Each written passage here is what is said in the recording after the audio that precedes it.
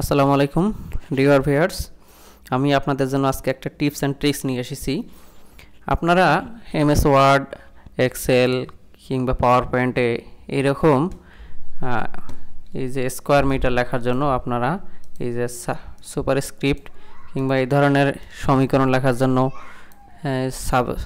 Subscript করতে পারেন, কিন্তু আপনারা কি কখনো অটোক্যাডে এইভাবে করা যায়? আমরা কি এটা অটোক্যাডে এটা করতে পারবো কি না, এটা নিয়ে অনেকের মধ্যে কোয়েশ্চেন রয়ে গেছে, অনেকেই পারেন না এটা করতে। আমি আপনাদের জন্য আজকে সেই টিপসটি নিয়ে আসছি যে এটা কীভাবে করতে হয়। তাহলে চলুন দেখি আমরা কিভাবে করতে হয়। এটা করার জন্য আপনারা আগে কি করবেন, কিবোর্ড থেকে একটা এম টেক্সট নেবেন। এইভাবে করে এম টেক্সট নিলেন, এইখান থেকে আমি সাইজটা মেনশন করে দিই, এটা 50 দিলাম। তাহলে 100 স্কোয়ার মিটার। ওকে, এই 100 স্কোয়ার মিটারে আমি এই যে এই টুটাকে সিলেক্ট করব। এই টুটাকে সিলেক্ট করে চলে যাব কোথায়, আপনারা দেখেন এই যে আমরা কোথায় আছি। এই যে যখন আমি এটা সিলেক্ট করতেছি এখানে টেক্সট এডিটর অপশনটা কিন্তু ওপেন হয়ে গেছে, এখানকার যে সাবমেনুগুলো ওপেন হয়ে গেছে। আমরা এখান থেকে সিম্বলে ক্লিক করব। সিম্বল থেকে আমরা এই যে এখানে দেখেন স্কোয়ার্ড লেখা আছে, হ্যাঁ, আমরা এই স্কোয়ার্ডের মধ্যে ক্লিক করব।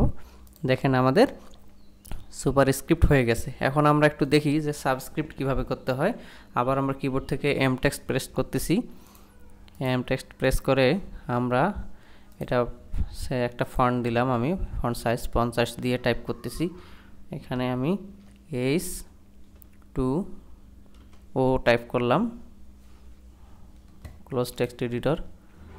দেখেন আমি H2O টাইপ করলাম। এখন আপনারা যে কাজ করবেন, এটার উপরে ডাবল ক্লিক করে এই টুটাকে সিলেক্ট করবেন। সিলেক্ট করে চলে যাবেন এইখানে এই সিম্বলে, এই সিম্বল থেকে সাবস্ক্রিপ্ট। কত সুন্দর, মজা না?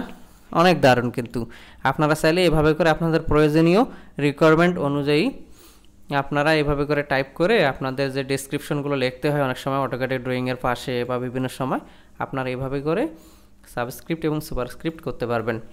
এতক্ষণ ধরে যারা টিপস অ্যান্ড ট্রিক্সটি দেখলেন তাদেরকে অসংখ্য ধন্যবাদ। এখনও যারা আমার চ্যানেলটি সাবস্ক্রাইব করেননি তারা আমার এই চ্যানেলটি সাবস্ক্রাইব করবেন এবং লাইক বাটনে একটি লাইক দিবেন যদি আপনাদের ভিডিওগুলি ভালো লেগে থাকে।